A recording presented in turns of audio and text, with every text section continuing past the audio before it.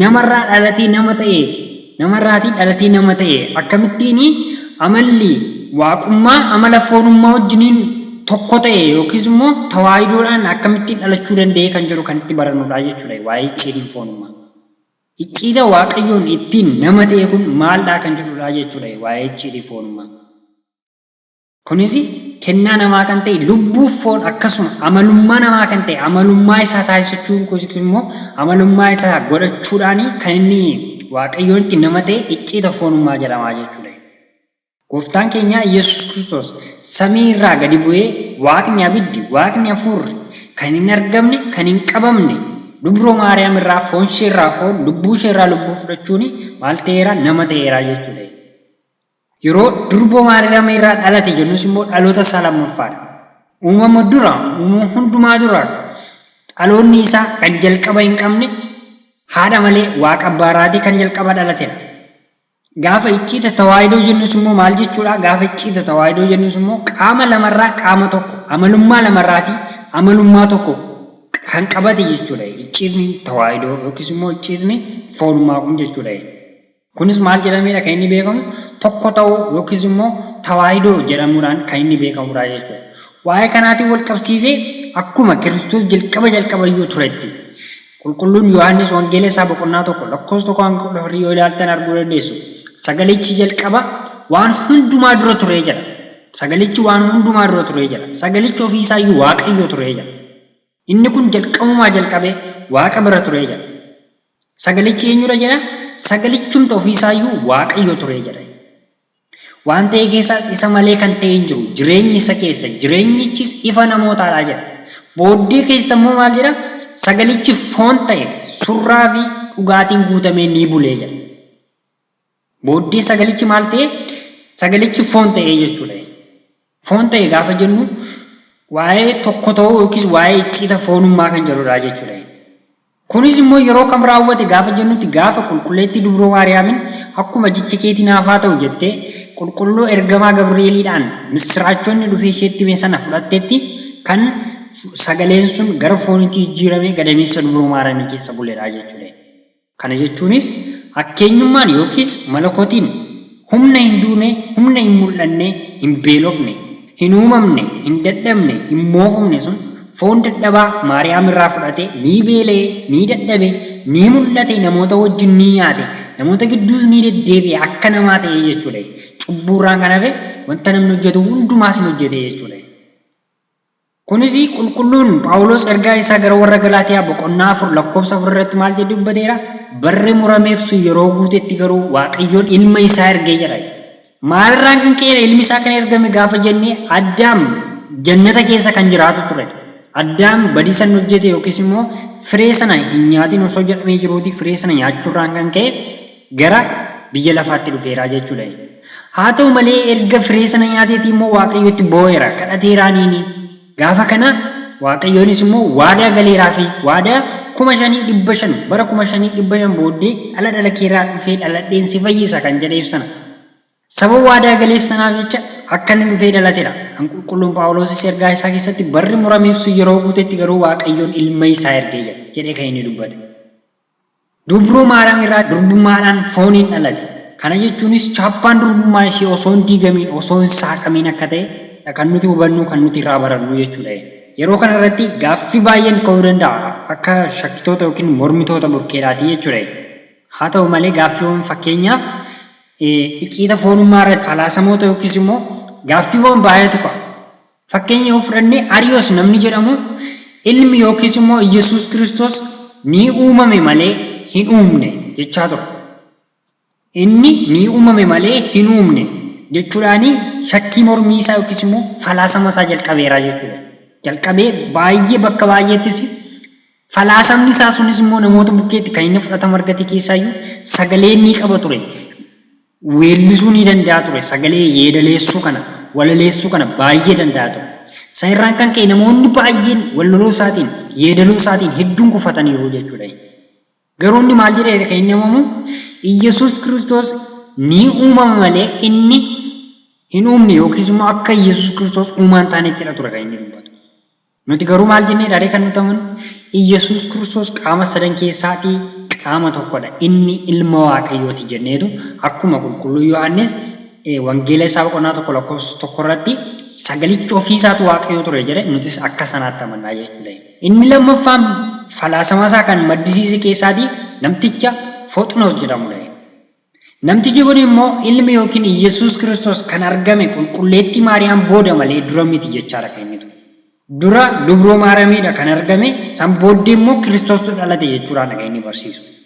Kiristoos garuu ofiisaatiin nuti kan amannu dura uumama dura osoo uumamni hin uumamin laftiif samiin osoo hin diriiriin tureyyuu Yesuus Kiristoos yookiis gooftaan Waaqni ilmi kan turedha kan jiraatudha. Inni bara baraaf Waaqadha jenneedha kan nuti amannu. Akkuma Wangeela Yohaannis boqonnaa 8 lakkoofsa 58 irratti maal jedha? Dhugumaan isin jedha osoo Abrahaam hin dhalatiin iyyuu ani jiran ture jedha. Maalirraa kan ka'edha kan inni akkas jedhe warri Yihuudotaa ati hafuura hamaadhaan kanatti kana hojjettu kanatti kana dubbatu jechaa hin turan. Ati ofii keedhaatii iyyuu umuriin kee iyyuu 50 guunne akkamittiin ati waa'ee Abrahaamii haasofta? Ati ofii keedhaatii akkamittiin Abrahaamiin duran ture jettafaa jedhuun turan. Garuu Yesuus Kiristoos maal jedhee deebisee fi dhugumaan isiniin jedha osoo Abrahaam hin dhalatiin iyyuu ani jira jedhanii. Har'asi otoo addunyaan laftiif samiin kun hin diriiriin duratti iyyuu Kiristoos har'a nama ta'ee hin dhalate malee hin uumame miti jechuudha.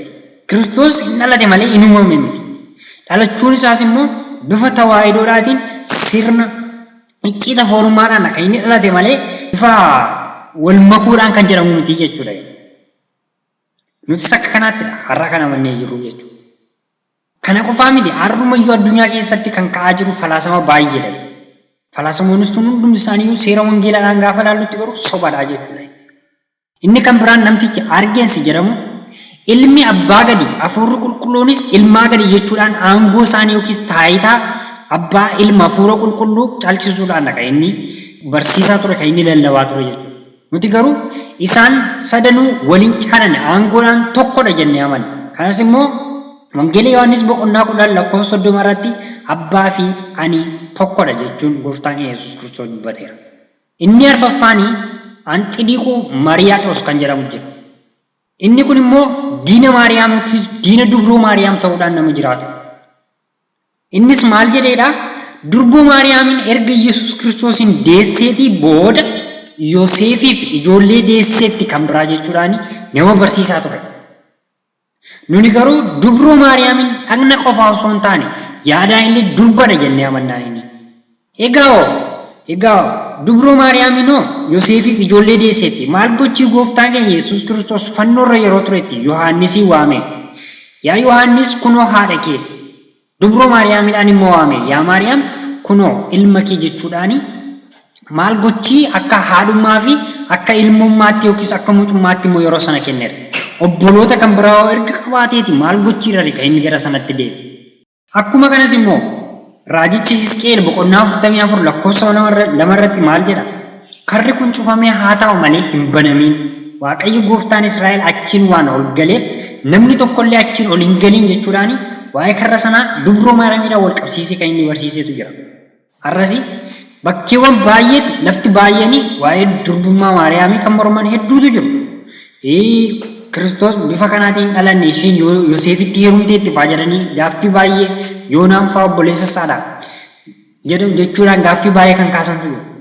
Garuu sun hundumtiyyuu falaasama hafuurri seexanaa isaaniin sochoosudha malee sun hin turre jechuudha. Falaasama Anxidiiquu Mariyaatoosiin kan qabatanii socho'aa jiran jechuudha. Inni shanaffaan immoo Aftiksi nama jedhamutu jira. Inni Aftiksi jedhamu kun immoo foon Yesuus Kiristoos samii irraa bu'e jedhee barsiisaa ture. Foon Yesuus Kiristoos samii irraa bu'e malee dubroo Maariyaamii irraa fudhate miti jechuudhaan kan inni barsiisu. Nuti garuu maal jenneedha kan amannu? Fooniin Maariyaam irraa dhalate jennee amanna. Wangeela Maatiyos boqonnaa 1 lakkoofsa 18 yookiis Wangeela Lukaas boqonnaa 1 lakkoofsa 26 hanga 28 bal'inaan dubbisuu dandeessu. Namni inni biraan eenyu jedhama? Nisxiroos jedhama. Nisxiroos namni jedhamu kun immoo Yesuus warra raajota keessaa tokko malee Waaqa miti jedhee barsiisaa ture. Gooftaan Yesuus Kiristoos garuu ofii isaatii maal jedheera? Maatiyos boqonnaa 16 lakkoofsa 16 irratti akka ofii isaatii ilma Waaqayyoo ta'e jecha inni dubbate keessaatii jecha kana simiti kan dubbate Waaqayyoo abbaa isa samiirraatu siif ibse jechuudhaan Phexrosiif deebiseera. maal jedhee gaafate? Qisaariyaatti yeroo bartoota isaa walitti qabee uummanni maal naan jedhu namoonni bakkee maal jechaa jiru gaafa jedhee gaafatutti inni kaan inni Yohaannisidha, inni kaan immoo Eeliyaasitu dhufe, inni raajota duraan turan keessaatii tokkodha jedhu jedhanii gaaffii baay'ee yookiis immoo wantoota baay'ee kaasaniif. Qulqulluun Phexros garuu maal jedhee? Ati Masiihichadha, ilma Waaqayyooti jedheenii. Gaafa kanattidha kan gooftaan keenya siif Waaqayyo abbaa isa samiiraatu si ibse malee ati ofii kee dubbattee miti. Kanas immoo nama biraatti dabarsitanii dubbatiinaa jechuudhaan kan inni isaaniif deebise. Har'as yaada Nisxiroos kana qabatanii namoonni socho'an lakkoofsan qaban addunyaa kana addunyaa amma keessa jiran. Gara fuulduraattis akkasuma namoota baay'eetu socho'aa jechuudha. Nuni garuu wangeela beekna, kan itti amannes beekna sababa ta'eef gonkumaayyuu wanta layyaan qabu. Nullee yaasisus inni nutti amana. Inni torbaffaa waan dhumarratti isiniif kaasu namticha Maartin Luuter jedhamudha. Maartin Luuter kuni namoota lamatu jira. Inni tokko lammii Ameerikaadha, inni tokko immoo lammii Jarmaniidha. Namoota kana lamaan wal faana inni ilaalina addadha jarri kun. Garuu bakkee baay'eetti namni kan inni hubatu Maartin Luuter kun tokkumadha jedhanii fudhatu. Inni tokko Maartin Luuter King jedhama, inni kun garuu Maartin Luuteridha. Haa ta'u iyyuu malee barri isaaniis immoo tokko miti. Barri isaaniis tokko miti. Maartin Luuter inni jedhamu kuni lammii Jarman kan ta'e monoksee kaatolikiidha ture jaarraa 16ffaa keessa. Innis immoo booda keessatti monoksummaa isaa gadhiisuudhaan amantii kaatolummaa isaa gadhiisuudhaan gara kamittidha kan inni deebi'eeru? Gara hundeessaa Pirotestaansii ta'uudhaan amantii Pirotestaansii jedhamu kana nama jalqabaaf hundeessedha jechuudha. Inni Iyyasuus Kiristoos ammayyuu abbaa wajjin nu araarsa, nuuf kadhata. Inni nuuf ni kadhata jechuudhaan irra deddeebi'eedha barsiisaa kan inni ture. Har'as immoo bakkee garaa garaatti amantiin gosa baay'een Iyyasuus Kiristoos waaqummaa isaa osoo hin taane akka inni araarsu yookiin akka araarsituutti fudhatanii kan namoonni amanan baay'eetu jira. Iyyasuus Kiristoos garuu waaqadha, waaqa dhugaa jireenya bara baraati malee inni hin araarsus hin kadhatus, kan biraa kan kadhatus immoo waaqa hin qabu. Ergaa Yohaannis jalqabaa boqonnaa 5 lakkoofsa 20 irratti. Inni kan biraan dhumarratti kan nuti ilaallu waa'ee jecha tawaahidoo jedhudha. Tawaahidoon maalidha gaafa jenne? Maaliif Kiristoos kan inni samiirraa bu'ee foon dubroo fudhatee dhalate yookiis nama ta'e tawaahidoodhaan malee wal makuudhaan miti jenneedha kan nuti amanu. Tawaahidoo jechuun maalidha gaafa jennu? Amala lamarraa amala tokko, qaama lamarraa qaama tokko akka lammaffaa adda hin baanetti tokko ta'uu jechuudha tawaahidoo jechuudha. Iyyasuus Kiristoos tawaahidoodhaan nama ta'e, tawaahidoodhaan namnis waaqa ta'e kun icciitii guddaa kan hin qo'atamne, kan hin qoratamne, kan bira hin gahamne. Waaqayyo garuu sababa nu jaallateef, sababa jaalalan nuuf qaburraan kan ka'e waa'ee icciitii kana akka beeknuudhaa fi akka waa'ee isaa barruudhaa fi ibsaa isaa nuuf ibse, kallattii isaa nu agarsiise, nu barsiise jechuudha.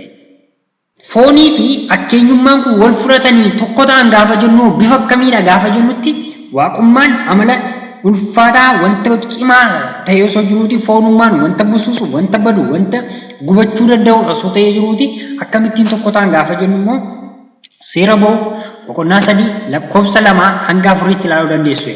Waa'ee icciita Museen biqiltuu sanii fi ibidda laboobaa sana arguudha kan inni dubbisu. Sana keessatti ibiddi laboobni suni biqiltuu sana osoo gubee hin balleessin, huuxii qoraattii sana osoo gubee daaraan taasisin, akkasumas immoo huuxiin sun otoo ibidda sana hin dhaamsin, garuu lamaan isaanii wal faana otoo jiraniiti laboobni ibiddaa sunis osoo inni ifa guddaa agarsiisee jiruuti Museen argeera jechuudha. Icciinni tawaahidoos immoo akka icciita kanaadha jechuudha. Kana malees wantoonni tawaahidoodha jedhamuu hin dandeenye wantoota kana gadiidha. Tokko wal duraa duuba kan argaman jechuun tawaahidoo jechuudha. Lammataa irratti dubduura kan deddeebi'an miti. Fakkeenyaaf ulee Musee yoo fudhattanii seera ba'uu boqonnaa 7 lakkoofsa 8 irratti Museen ulee inni qabu ture sun lafa buusnaan bofa taate booddee immoo bofummaa ishee irraa gara uleetti jijjiiramteetti. Tawaahidoo jechuun bifa akka kanaa miti. Inni sadaffaan jijjiiramaa miti. Jijjiirama jechuun haadhi manaa Looxa of dudduuban ilaaliin jennaan of dudduuba ilaalteetti booddee garuu erga ilaaltee maal taatetti dhagaa taateetti jechuudha. Tawaahidoon bifa kanaa miti. Qaanaa Galiilaatti yoo fudhattan bishaan gara wayiniitti jijjiirameera. Bishaan gara wayiniitti jijjiiramuunsa amala jijjiiramummaadha. Booddee bishaan suni waynicharraa gara bishaanitti deebi'uu kan danda'udha. Tawaahidoo jechuun ammas bifa kanaatiin miti jechuudha. Akkeenyi jijjiiramee foon hin taane, foonis jijjiiramee akkeenyi hin taane jechuudha gonkumaayyuu. Inni arfaffaarratti tawaahidoo jechuun wal makuudha jechuu miti. Wanti walitti makame booddee ilaalamee yookiis booddee gargar adda bahuu ni danda'a. Tawaahidoo jechuun garuu wanta akka kanaa walitti makamee booddee immoo gargar bahuu danda'u miti jechuudha. Fakkeenya yoo fudhatte wantoota walitti makamanii ashaboo bishaan walitti makuu ni dandeessu, sukkaaraa fi bishaan walitti makuu ni dandeessu, dammaa fi bishaan walitti makuu ni dandeessu. Wantoonni kun hundumti isaaniiyyuu gargar bahanii ilaalamanii booddee adda addatti bahuu danda'u jechuudha. Tawaahidoo jechuun garuu gonkumaayyuu bifa akka kanaa miti. Inni kan biraani ida'amadha.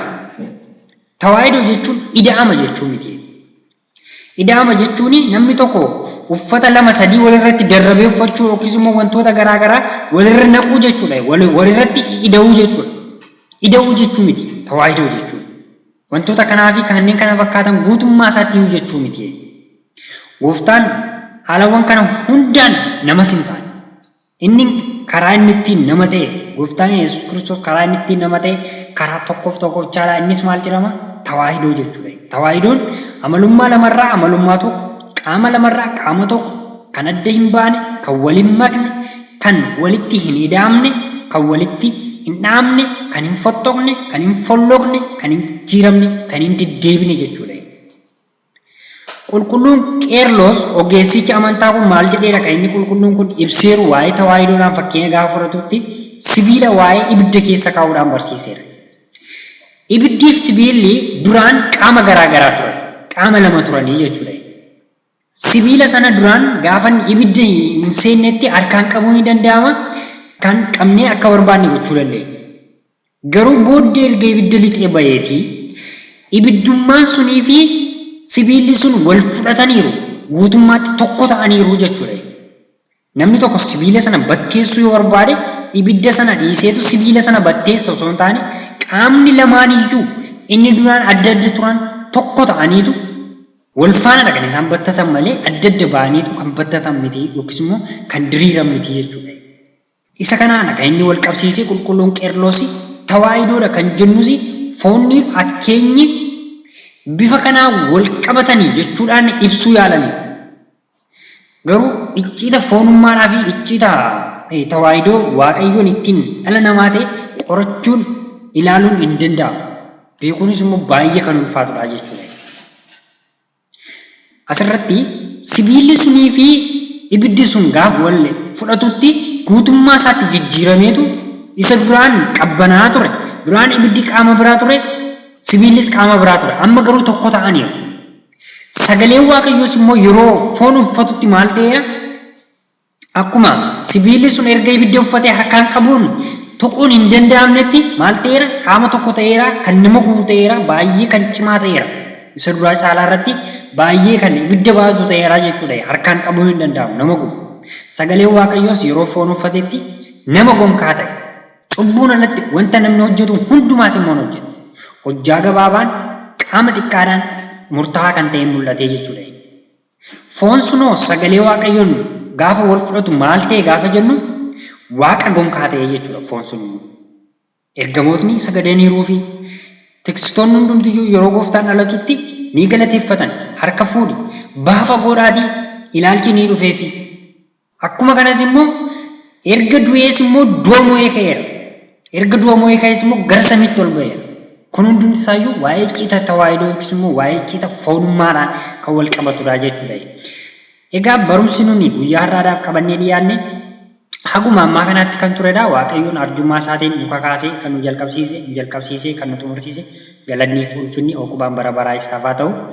Barumsi kutaa itti aanu immoo waa'ee icciitii cuuphaa wal faana baranna. Waaqayyoon nama yeroo itti aanuttis wal faana baratu sagalee isaa dhaga'u nu taasisuun fedhaa fi eeyyama tolaa faraana sanfaa ta'u Waaqayyoof galanni fi ulfinni haa ta'u.